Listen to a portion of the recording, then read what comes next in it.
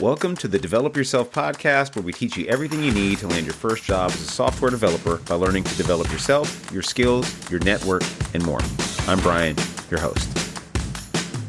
I want to share with you a way for you to practically build in public to gain credibility, exposure, and hopefully shorten your path from learning to code to hired. Why is building in public so important, especially if you are a career changer or coming from a non-traditional background?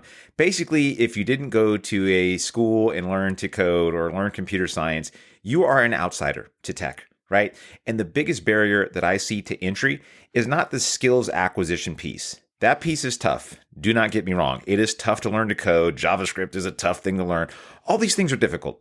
Then you learn them, right? Over months or a year or however long it takes you to get barely hireable. And you think, great, I got the skills, and no one will hire you. This is a story you've read online. I've heard this from so many people, too many to count. And what it boils down to a lot of times is you don't show the people that want to hire you why they should hire you. You have no credibility. You have no visibility. You don't have anything that indicates to somebody that doesn't know you that you could do the job. You know you can. You've learned all these skills and you've done all this stuff, but you can't get people to trust you, right? Imagine me. I've spent the last 10 years writing code for a living.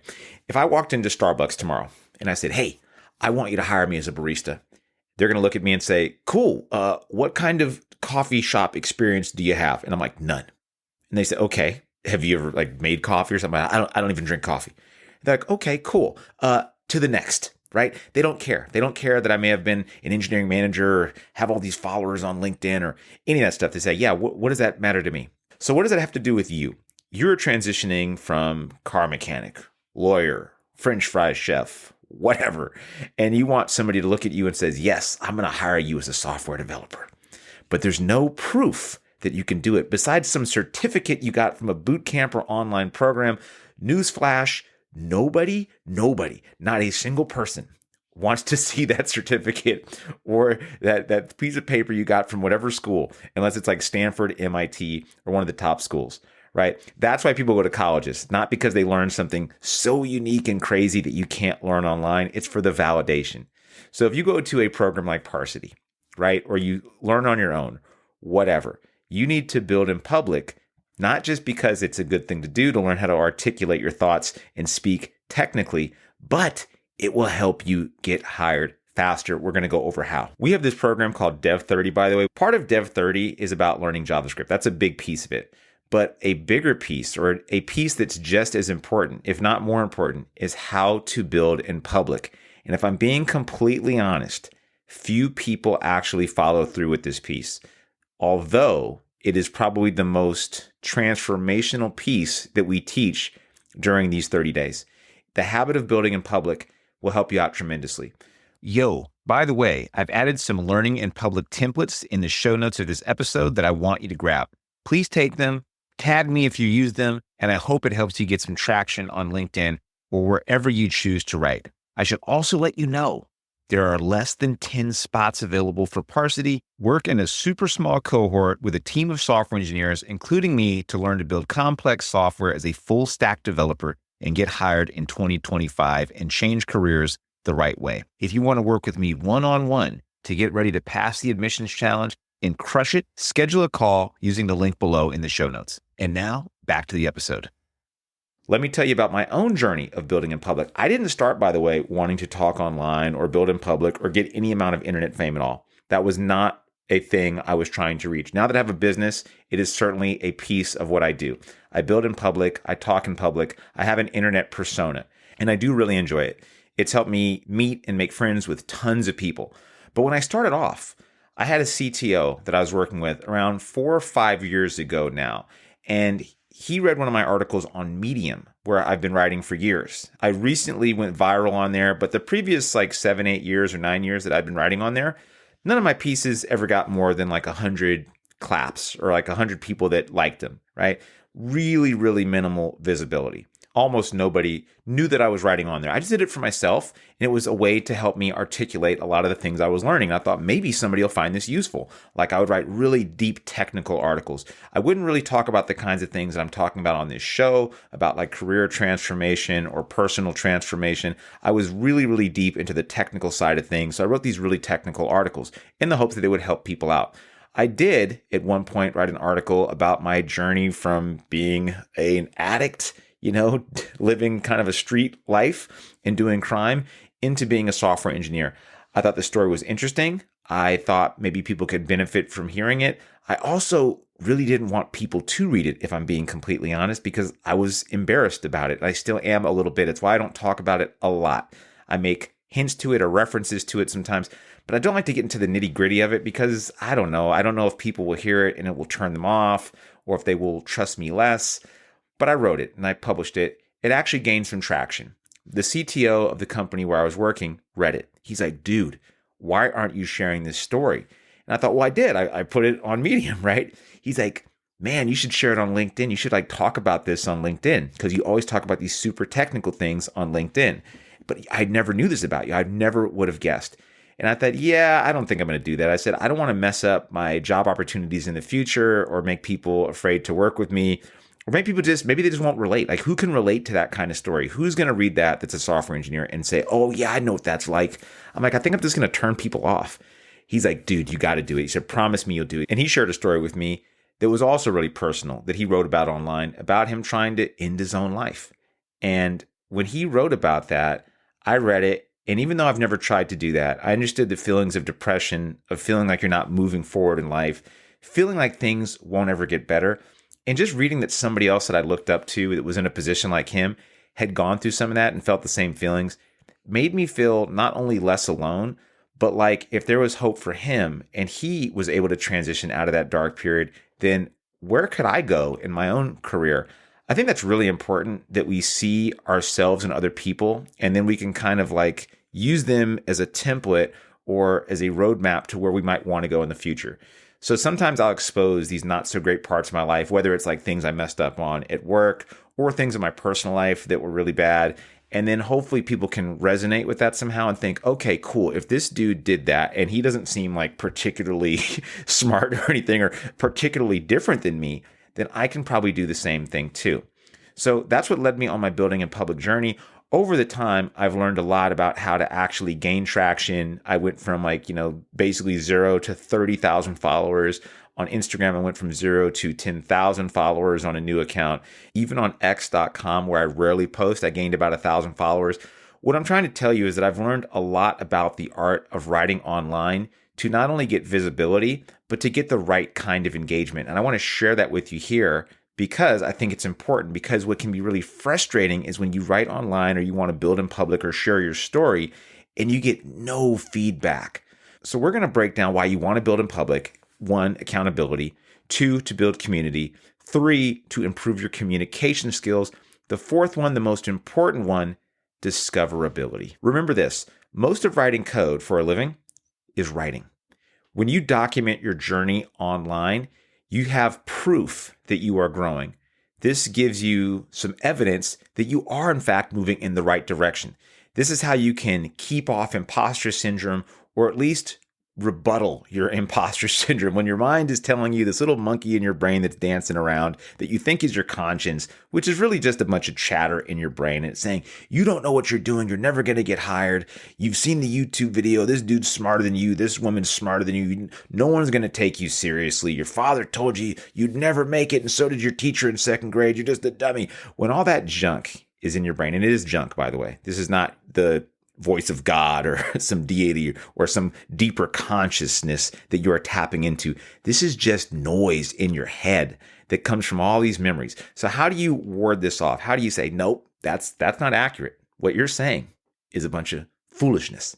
You look back at the stuff you've written and you say, okay, I was writing about for loops at this point. Now look at me. Now I'm writing about React. I was writing about React. Now I'm writing about managing people. Oh, I was writing about managing people. Now I'm writing about owning my own business. I can look back at proof that my life has gone in a generally positive direction. Most of our lives go in a generally positive direction, by the way. We just don't know it because we don't have any context. We look at ourselves now, we don't remember what we were doing last year or 4 years ago or 5 years ago. So having proof, evidence is a really great way to keep track of your progress. And you can do it just by writing online or for yourself. You're also going to make yourself a lot more discoverable in a sea of people looking for work. Remember this, your greatest differentiator is that you are you. There's a lot of people out there. There's one you. I don't care how corny that sounds. It is true. Also think about this statistic. 99% or more of the people that are on LinkedIn or online will never publish or write anything. They are there to scroll and troll. Less than 1% are the content creators. Do you want to be part of the 99% or part of the 1%? The 99% are all trying to attack the same opportunities. That top 1% is going to be highly discoverable, much more than the sea of people out there that you don't even know are looking. Now, that 99% thing might trip you out. You might be saying, there's zero way. There's a dude that wrote a book that I'm reading called The Coding Career Handbook, and he even wrote about this phenomenon. He actually suggested that in order to grow your traction online, you engage with larger accounts and you comment when they write something that you resonate with or something that you found really helpful. And if they like or comment back to you, that can really boost your engagement and following. And it may even create like a real connection. And people think, well, that can't be right? Because the big accounts, they have everybody commenting under them.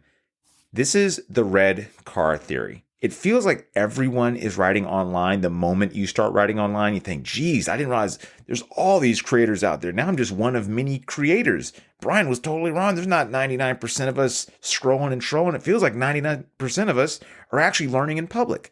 This is the red car theory. Basically, you are thinking about buying a car and you go buy this nice, beautiful red car and you're driving around. Next thing you know, it feels like everybody's driving the same car. You're like, oh, wait, what the hell? I thought I was the only one with this red car. And that's because that is raised up in your consciousness. Now you're very conscious of the red car. You're driving one. You're like, yeah, look at me. I'm cool in my red car. So you start noticing it more because you're looking for it more. Most people are not writing online. This is the red car theory at play, that when you do something, you're highly conscious of it and you'll start to see it more and more and more places.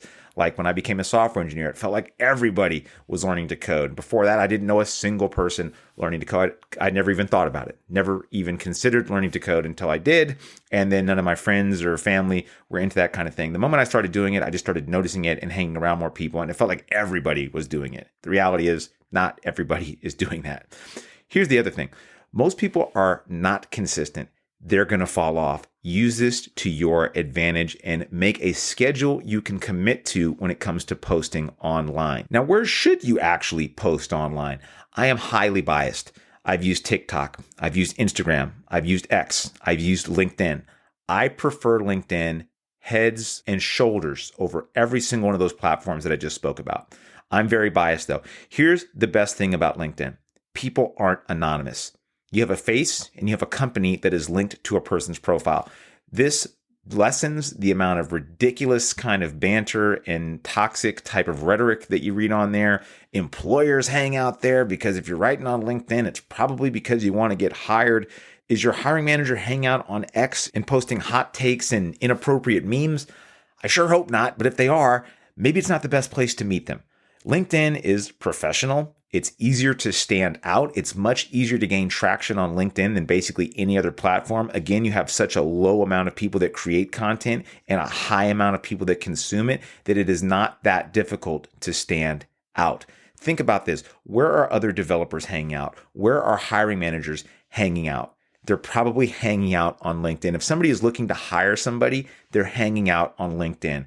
Why not fish in the pond with the most fish, if that analogy works? What I'm trying to say is, why go to these other platforms where people really aren't there for professional reasons at all? And now I've read about people, and I even heard of a dude. I met a guy that I was working with. He got hired off a comment from a YouTube channel. This is really unique and it's an interesting story. The reason it's interesting and unique is because it's unlikely to happen, right? He met a dude from YouTube. He commented on the video. He DM'd him later, and then he ended up working at the same place where this YouTuber was employed. Very interesting story. Is it likely? No. Is it a strategy you could use? No, I wouldn't do that. I wouldn't tell my kids to do that. I would tell my kids to do the exact same thing I'm telling you. Be on LinkedIn, use that as your platform for growth, and write content that's going to resonate and gain traction and visibility, exposure, and validation on that particular platform. Now, again, I'm very biased. I know for a fact that X.com works. I've met a ton of great people on Instagram. And in fact, I've met most of my customers for my business off of Instagram before I took over Parsity. So with that being said, you could do this on any platform. But again, the one I'd recommend over all the others, LinkedIn. I've spoken a lot about the followers I got and the numbers. Those are interesting and they're cool. Like, yeah, but check this out, right? Likes ain't cash. Don't chase likes. Likes ain't credibility either, right? Your goal is to establish credibility on LinkedIn or whatever platform. It's not necessarily to become a mini influencer, though we will talk a little bit about how you could do that. Here are topics I think you should avoid. Romanticizing rejections. There was this dude I used to follow on LinkedIn years ago. He had so many followers, so much engagement, so much traction. All he ever talked about was how he got rejected from interviews. And at first you felt bad for him. He said, that sucks, man. Don't worry, you're going to get the next one. All this positive reinforcement, right? After about the 10th time, I'm like, there's something off with this dude, because who gets rejected 10 times in a row from interviews? First of all, how many interviews are you getting? After like the 20th or 30th one, I'm like, either this person has something wrong that they're doing and they're not taking any feedback, because all sorts of people reached out too saying, hey, I'd love to help you out. Let me give you some feedback. And it just felt like this person was just using this for like clickbait after a while. I'm like, I just didn't believe it. And also imagine if you're an employer and you're reading that, you're saying, woof, you got rejected from 20 or 30 companies and now you want me to take a chance on you? I'm not doing that. Why would I want to do that? It's obvious there's something wrong here. Why would I want to give you another shot? You know what I mean? If you got rejected that many times, then, you kind of self-rejected yourself from me at this point. So even if you are getting rejected a ton, maybe don't write about it as your only piece of content, even though it can give you a lot of engagement, which is why I suspect people like to post these kinds of things. Related to that is being overly negative. I see this so much. I've had people write to me to email me, really mean emails sometimes, by the way, and they'll like tell me how I don't know anything, or, the market sucks and no one's getting hired and I should shut up, or just these mean kind of pointless emails that don't really move the needle, or they don't result in good conversation, right? So what I'll do sometimes, because I think I'm a nice person, I try to be a good person, right? I'll email them back and say, hey, you know what? Maybe you're right. Why don't you send me your LinkedIn? Why don't you send me your resume? Let me check it out. I checked out a few of them. Maybe they're listening to this episode right now and hating my guts. And what I did was I looked through their LinkedIn. I'm like, geez, no wonder this person can't get hired. Everything is negative. Like the only posts they have are negative. No one's hiring in this industry. I learned to code and it sucks. Or I went to a boot camp and they suck and that's why I can't get hired. And I'm like, whether or not these are true, imagine somebody that's a stranger reading this. They don't know the context. They don't know you. They don't know the company you went to or the boot camp you went to or the program you went to or anything about your situation. All they know is you are talking negatively about somebody else in public. That's all they see. Does that mean they would ever want to take a chance on you? If they did want to take a chance on you and they saw that kind of thing, would they invite you in? If you were the owner of that company or a company and you were trying to hire somebody and you were going through the list of people and you saw that on one person's profile, would you want to call that person in? Hey, I hope you're enjoying this episode, and if you're interested in becoming a software developer, learning how to build complex software, and actually get hired, join me at Parsity.io. If you're serious about joining, just schedule a call with me by clicking the link in the show notes below. I don't think so. Recruiters, companies, employers are looking for their best interest. They have a sea of candidates, even when it was an employee's market. So basically, even when the market was skewed and you really, really, really needed software engineers and like they were paying the top dollar, you still had a ton of candidates. There was never a situation where there was less than one person or only a couple people going for the same job. There's always a bunch of candidates. So why would you want to stick out for being super negative? Lastly, rage bait and clickbait. These are posts like, React sucks, and here's why. I hate TypeScript. It's the dumbest thing ever. Here's my top 5 reasons. This will get you a ton of engagement, It will not get you any allies. I see people making accounts that basically only do this. And if YouTube is littered with this kind of stuff, it's like, the economy's crashing in 2 days. Here's how you're going to lose all your money. Or why AI is coming for your developer job. Or, tech layoff, the real future of tech. No one will be hired by the year 2026. These things get tons of clicks. People watch them because they get fear, or they watch them because I hate what this person's saying, and they leave a mean comment. By the way, this is actually a tactic a lot of content creators will use, by the way. They will post things they know aren't true specifically to rage bait people, because the algorithm doesn't necessarily care if the engagement is negative or positive. It just cares that there is engagement. So think about this the next time you're following somebody online and you're thinking, why does this person say all this negative, terrible stuff? Or maybe you believe this negative, terrible stuff. They're doing this because they get paid to do this. This is how you farm engagement. Stay away from these things, and let's think about things you actually should be talking about. Here are topics with a high return on investment. Interesting problems you encounter.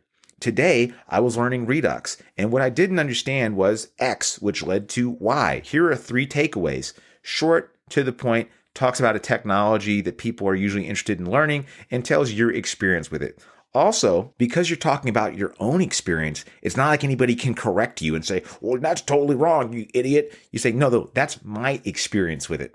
So when you're talking about your experience, you're coming from the position of, hey, I'm sharing this with the intention to hopefully help somebody else out who may have come across the same hurdle. I'm not sharing this to let you know some novel thing about it. I'm letting you know a mistake I made and how I fixed that mistake. You can also talk about stats, statistics on your user base. You can also talk about a project you're creating. And a really interesting thing to talk about when you're creating a project is not like the technology necessarily, but how are you promoting it? How are you growing the user base? That is a really interesting topic, and one that I rarely see people write about. So instead of writing about, today I deployed the app on AWS and it crashed, that's an interesting story.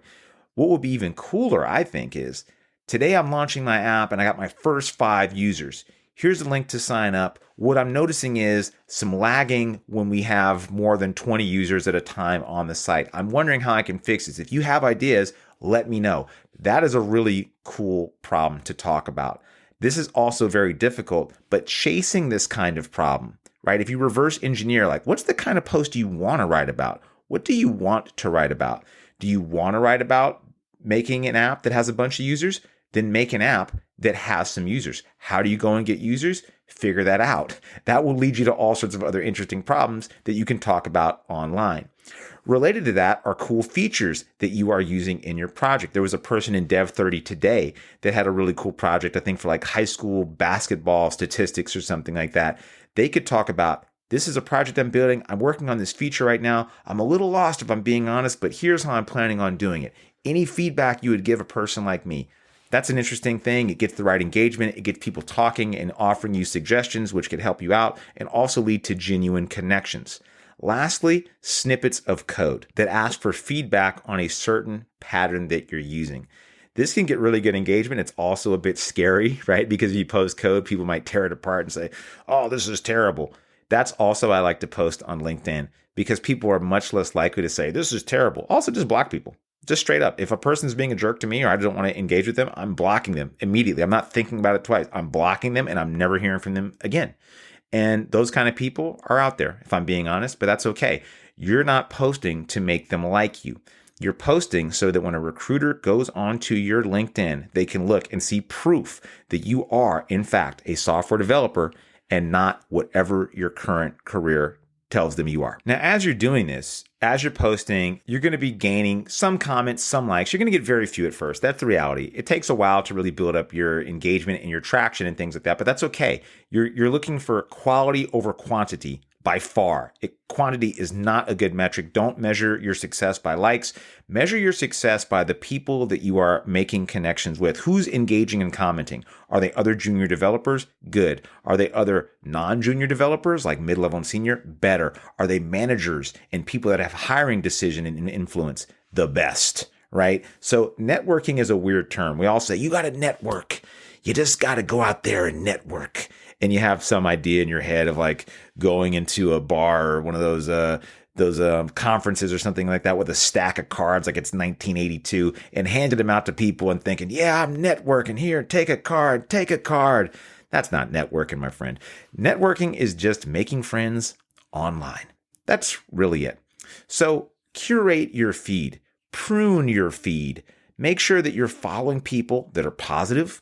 Make sure you're not following too many influencers who are just trying to sell you stuff. If that means unfollowing me, then hey, that's what it means. But don't follow too many influencers. Follow people that write online, that talk about the problems and the things that you find interest in and that are in your same industry or the industry you want to be in, like tech, for example, software. Follow those kind of people. Engage and follow the people that are in your comments, and then follow up every once in a while with a DM. You slide into their inbox and you say, hey, thank you so much for that suggestion you gave me. I'm actually working on this right now. I just wanted to tell you, here's the progress I've made. And if you ever want to check out this thing, just let me know. Boom, the person probably says, hey, thank you. Or maybe they don't say anything. You do this a few times, you see who actually engages and wants to talk and who doesn't. And once you establish that somebody actually wants to engage and talk and say, oh, no problem, really glad I could help out. You can always follow up with later like, hey, I noticed that your company is hiring, or I've always really wanted to work at a company like yours or be in your position. I'm really curious if you have like 5 or 10 minutes that we can talk maybe over the phone. I'd love to learn a little bit more about what you do. Is there a time this week that works for you? I'm available at boom, boom, boom, boom, boom. Make it really simple for them to say yes, right? So if you say, here's the times I'm available, I only want to speak for 5 to 10 minutes. Don't say half an hour. Don't say an hour. Nobody wants to talk to somebody they don't know for that long because it can get awkward. I do 15-minute phone calls and I've done 600 of them so far over the years. I make them 15 minutes and I make them phone calls because 1, I don't want to be on camera because I may be walking around. 2, I make them 15 minutes because maybe it's an awkward call and I just want to end it early. It also just keeps it power packed, keeps it really nice and compact. You get directly to the meat of the conversation. You say, hey, how are you doing? Nice to meet you. Where are you from? Oh, cool. How's that going out there? Hey, what I really wanted to ask you, because I know we're short on time, is I just want to know this about the company where you work. And then you follow that up later with maybe that turns into a referral.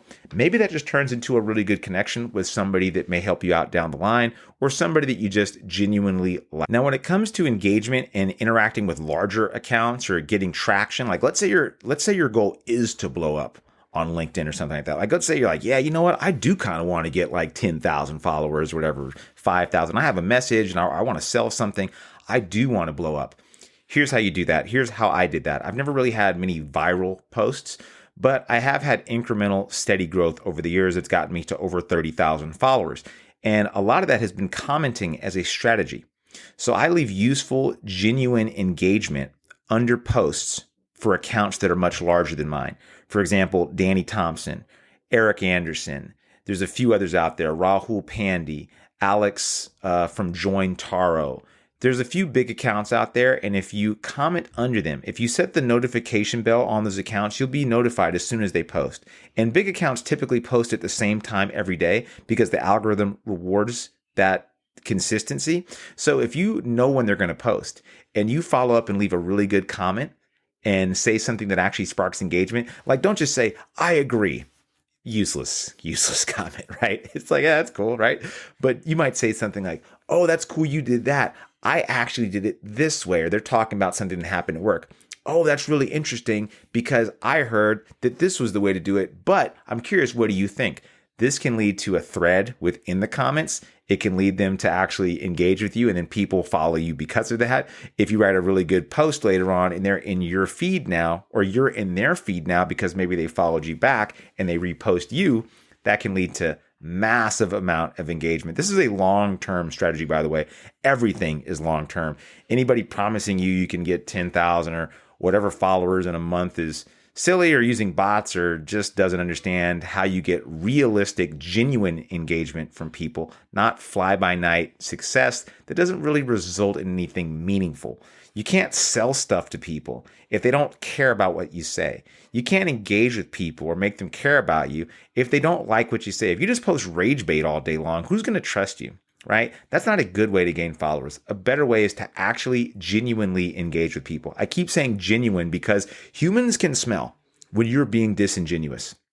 We have an uncanny knack for that kind of thing. It's probably what's helped us throughout history to not become, wolf food or something like that, or get tricked by terrible people throughout history in the caveman years or whatever it is. So we can smell out when you're being disingenuous. So don't do it. Be genuine. Say what you really feel to an extent, and you're gonna go very far. Very lastly, we've talked a lot about networking online. It doesn't have to be online. It doesn't need to be with strangers that are on the other side of the planet, right? You are 7 degrees of separation from people you would never expect. I remember my mom told me this back in the days. I think a lot of people probably heard this. 7 degrees of separation between you and Will Smith. And that was stuck in my mind from like the time I was a child to now. And she said, there's only 7 degrees of separation between you and Will Smith. If you know somebody like your aunt and she knows somebody, they know somebody, 7 degrees, you're going to know anybody in the whole world. And now that I have studied graphs and computer science, I actually understand that this is probably mathematically correct. That if you go 7 layers above your friend network outside, if you take this view and think, okay, who's my first layer of connections? My mother, my father, my aunts, uncles, friends, and things like that. Who's in the next layer? The people they work with, their friends. Who's in that third layer? That means the friends of their friends and their employers and their aunts and uncles and families. Take that 7 layers out. You're basically connected to everyone in the world through these 7 degrees of separation, through these 7 layers of this graph network that we're all living in, basically. What I'm trying to say is, don't just go online. Look for people that you know and ask them who they can hook you up with. You may think, I don't know anybody that's in software. You might. What you should do is, don't ask your mom to hook you up with somebody that she knows is hiring. Say, who do you know that might work in tech? Or do you know anybody that knows somebody that works in tech? Have them do a little bit of this for you. Ask them for warm leads. Say, hey, are any of your companies hiring for people in tech? You'd be shocked how many companies out there are hiring software engineers that you've never heard about. In fact, the majority of companies you've never heard of hire software engineers. Stack Overflow did a survey. 50% of developers work for companies with 50 or less people.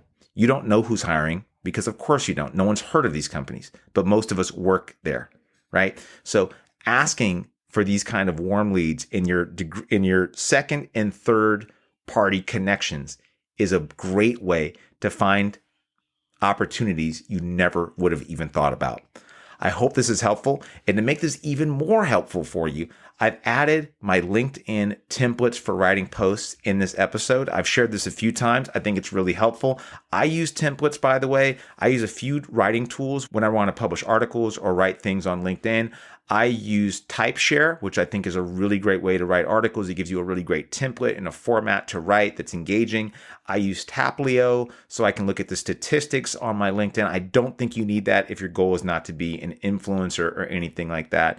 And lastly, I use a tool called Authored Up, which is how I format my posts. I am not sponsored by a single one of these people. I pay for all these services. I think they're wonderful. I hope they make my content better and easier to consume and more engaging. And I hope you find it that way too. Anyway, see you around, and I hope that was helpful. That'll do it for today's episode of the Develop Yourself podcast. If you're serious about switching careers and becoming a software developer and building complex software and want to work directly with me and my team, go to parsity.io. And if you want more information, feel free to schedule a chat by just clicking the link in the show notes. See you next week.